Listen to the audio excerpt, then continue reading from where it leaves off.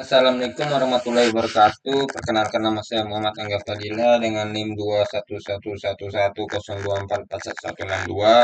Di sini saya akan mempresentasikan artikel tentang infrastruktur jaringan wireless eh, di mata kuliah jaringan nirkabel. Di era digital yang serba terhubung ini, jaringan nirkabel atau wireless menjadi tulang punggung dari banyak aspek kehidupan sehari-hari, mulai dari bisnis, pendidikan, hingga kehidupan pribadi. Seiring dengan meningkatnya kebutuhan akan teknologi nirkabel, peran instruktur jaringan wireless menjadi semakin penting.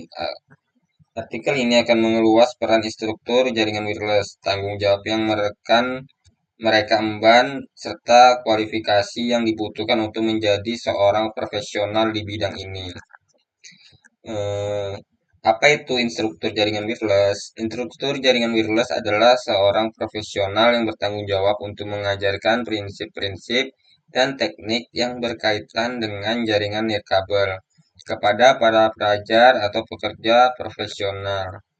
Mereka tidak hanya memberikan pelatihan teknis, tetapi juga bertindak sebagai mentor yang membimbing para siswa dalam memahami dan mengelola jaringan nirkabel yang kompleks. Jaringan nirkabel memungkinkan komunikasi tanpa kabel fisik seperti Wi-Fi dan Bluetooth yang menghubungkan perangkat melalui sinyal radio. Instruktur ini memberikan pemahaman mendalam tentang cara kerja teknologi tersebut, serta bagaimana mendesain, mengimplementasikan, dan mengoptimalkan jaringan nirkabel dalam berbagai lingkungan. Komponen jaringan wireless. Di nomor satu ada access point. Access point adalah perangkat yang memungkinkan perangkat nirkabel untuk terhubung ke jaringan access point ke jaringan. Access point berfungsi sebagai titik akses yang menghubungkan perangkat seperti laptop, smartphone, dan tablet ke jaringan lokal atau internet melalui sinyal radio. Wireless router kedua, wireless router. Wireless router menggabungkan fungsi router dan access point. Router ini tidak hanya mengarahkan lalu lintas jaringan, tetapi juga memungkinkan perangkat untuk terhubung ke jaringan nirkabel. Router wireless sering digunakan di rumah dan di kantor kecil. Ketiga, antena. Antena digunakan untuk memperkuat dan memancarkan sinyal radio dalam jaringan wireless. Ada dua jenis antena utama.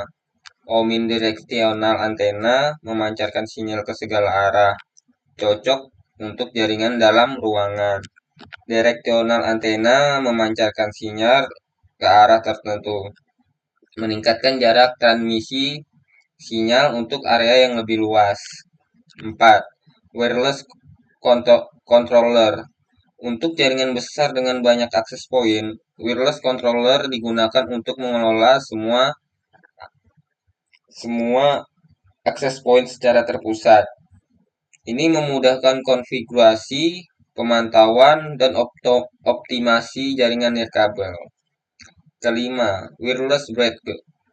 Wireless breadgauge digunakan untuk menghubungkan dua atau lebih jaringan lokal yang terpisah secara fisik dengan menggunakan koneksi nirkabel.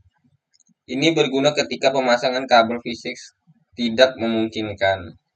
6. Wireless repeater atau extender. Repeater atau extender digunakan untuk memperluas jangkauan sinyal nirkabel dengan memperkuat sinyal yang sudah ada dan mengirimkannya kembali. Ini bermanfaat untuk mengatasi area yang tidak tercakup oleh sinyal dari akses point utama. 7.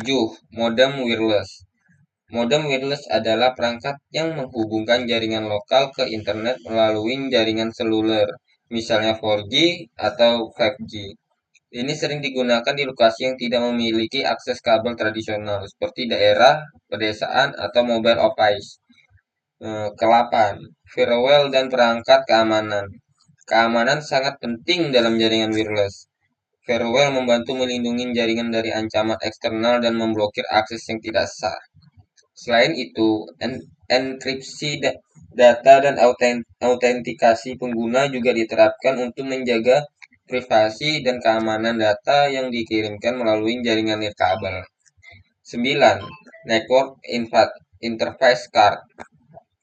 Network Interface Card wireless atau adapter wireless adalah perangkat yang memungkinkan komputer atau perangkat lain terhubung ke jaringan nirkabel. Banyak perangkat modern sudah dilengkapi dengan Network Interface Card wireless bawaan. 10. Server radius. Server radius digunakan dalam jaringan yang membutuhkan tingkat keamanan yang lebih tinggi. Ini membantu dalam autentikasi, otorisasi, dan pengolahan akun pengguna yang terhubung ke jaringan wireless, terutama di perusahaan atau di kampus besar. Semua komponen ini bekerja bersama-sama untuk membangun infrastruktur jaringan wireless yang andal, aman, dan efisien, memungkinkan berbagai perangkat atau berkomunikasi tanpa perlu kabel dan fisik. Kesimpulan jaringan wireless. Di jaringan wireless nirkabel memainkan peran penting dalam mendukung konektivitas modern dengan memungkinkan komunikasi dan transfer data tanpa perlu kabel fisik. Beberapa poin utama mengenai jaringan wireless. Yang pertama, kemudahan dan fleksibilitas. Jaringan nirkabel memberikan fleksibilitas yang lebih besar dibandingkan jaringan kabel. Pengguna dapat terhubung dari mana saja dalam jangkauan sinyal dan memudahkan mobilitas dan kerja jarak jauh. 2. Komponen penting. Komponen-komponen seperti access point, router wireless, antena, dan perangkat keamanan merupakan elemen kunci yang membentuk infrastruktur jaringan wireless. Semua komponen ini harus bekerja bersama-sama untuk memastikan konektivitas yang optimal. Ketiga, keamanan dan tantangan. Meskipun jaringan wireless menawarkan kenyamanan, ada tantangan signifikan terkait dengan keamanan. Jaringan nirkabel lebih rentan terhadap ancaman seperti peretasan, pencurian data, sehingga memerlukan enkripsi dan autentikasi yang sangat kuat untuk melindungi data. Keempat, skalibilitas dan ketersediaan. Infrastruktur wireless dapat dengan mudah diskalakan sesuai dengan kebutuhan. Ya, memungkinkan perusahaan atau pengguna individu menambah perangkat dan memperluas jangkauan jaringan tanpa modifikasi fisik yang signifikan. Ini menjadikannya pilihan ideal untuk berbagai skenario, memulai dari rumah hingga perusahaan besar atau di kampus-kampus atau di tempat lainnya. Dan yang kelima, perkembangan teknologi. Teknologi jaringan wireless terus berkembang dengan inovasi seperti Wi-Fi, 5G, dan teknologi nirkabel lainnya yang menawarkan kecepatan yang sangat lebih tinggi, kapasitas lebih besar, dan latensi yang lebih rendah.